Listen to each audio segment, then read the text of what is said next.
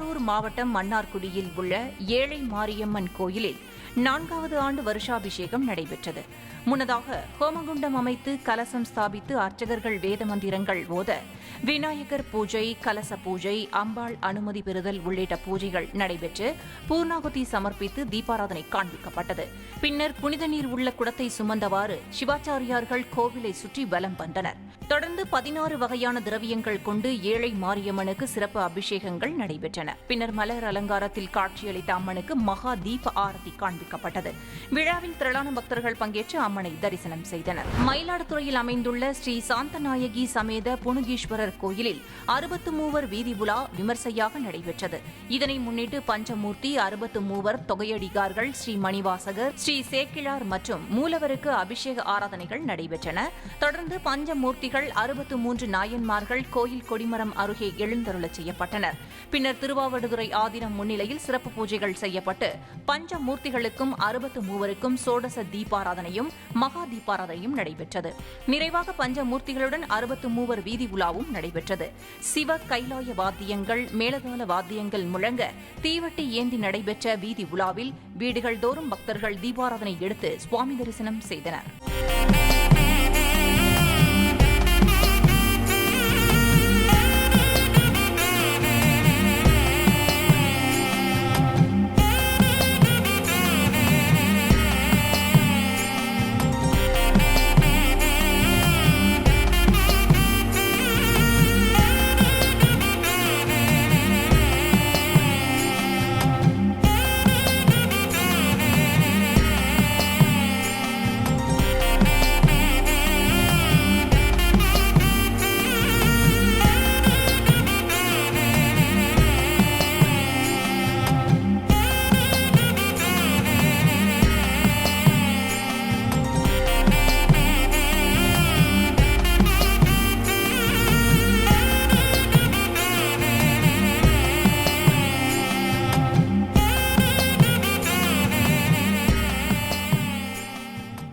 நாமக்கல் மாவட்டத்தில் அமைந்துள்ள பிரசித்தி பெற்ற ஸ்ரீ ஆஞ்சநேயர் கோயிலில் ஆனி சனிக்கிழமையை முன்னிட்டு ஆஞ்சநேயருக்கு பல்வேறு அபிஷேகங்கள் செய்யப்பட்டு பட்டு வஸ்திரம் சாற்றி வெற்றிலை, துளசி, மலர் உள்ளிட்ட மாலைகளை அணிவித்து மகா தீபாராதனை காண்பித்து சிறப்பு வழிபாடு நடைபெற்றது.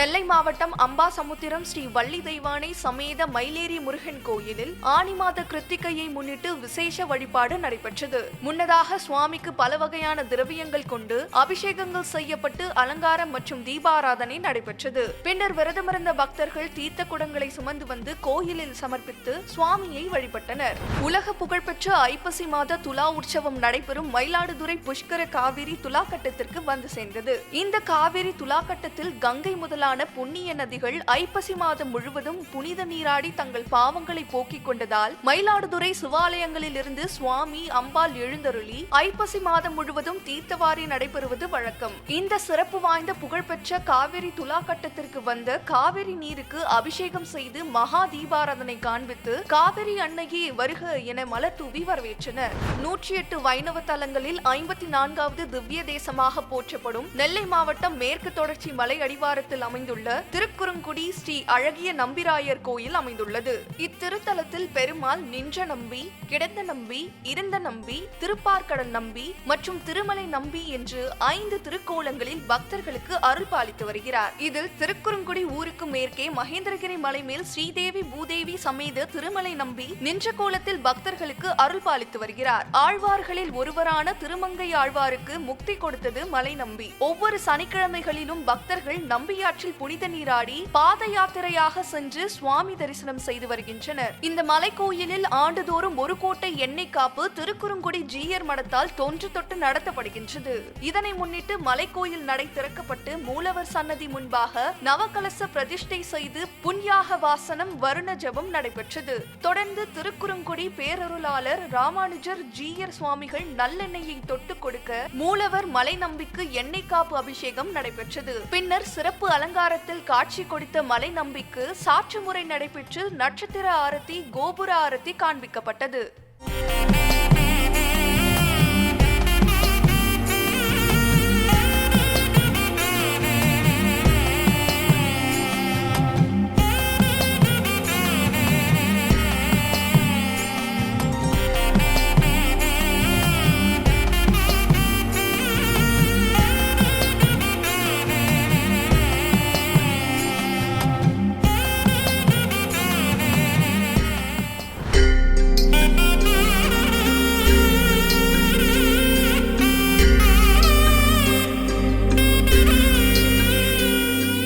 நேயர்களே, உங்கள் பகுதிகளில் உள்ள கோயில்களில் நடைபெறும் அபிஷேக ஆராதனைகள், உற்சவங்கள், சுவாமி வீதி விழாக்கள் மற்றும் கும்பாபிஷேக நிகழ்ச்சிகள் அனைத்தையும் ஓம் டிவியில் ஒளிபரப்பு செய்ய நீங்கள் தொடர்பு கொள்ள வேண்டிய தொலைபேசி எண் 8505022223.